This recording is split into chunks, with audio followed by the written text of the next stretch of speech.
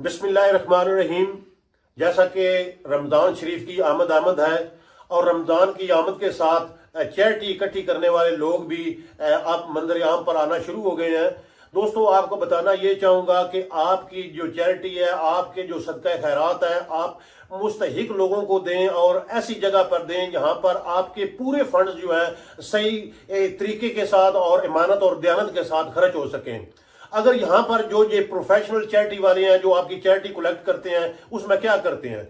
Music वाले को पैसे देते हैं, जो कंपेयर है उसको पैसे देते हैं, खाने वाले को पैसे देते हैं, हॉल वाले को पैसे देते हैं, कॉमेडियन को पैसे देते हैं, खिलाड़ियों को पैसे देते हैं, ड्रामा नगार जो है उनको पैसे देते हैं, कोई एक्टर है, कोई सेलेक्टर है। इस किस्म के ऐसे जो है ना किरदार होते हैं जिनकी बिजनेस क्लास की सीटें होती हैं और इसके साथ साथ आप कह लें कि वो उस जंट्री को आपके सामने पेश करते हैं ताकि जी आपकी पॉकेट से वो पैसे निकलवा सके। देखें, आपने ये सौदा अल्लाह पाक से किया हुआ है और अल्लाह पाक से करना है। तो इसलिए मैं आपको इस मर्तबा ये गुजारिश करता हूं, ये अपील करता हूं कि खुदारा ये जो प्रोफेशनल बहरूपी है जो आपकी चैरिटी के बिल्कुल भी हकदार नहीं है, इनको आप सदका खैरात ना करें।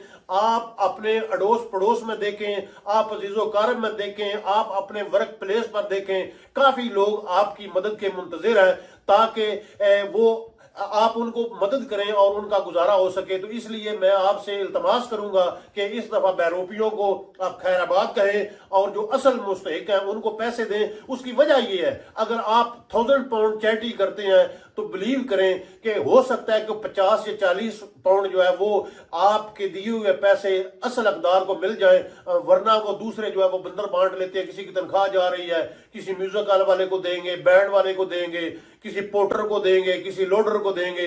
तो इसलिए मेहरबानी कीजिए, इस दफा अपनी चैरिटी अपने हाथों से अपने लोगों को देकर अल्लाह की रजा हासिल करें और लोगों की दुआएं हासिल करें।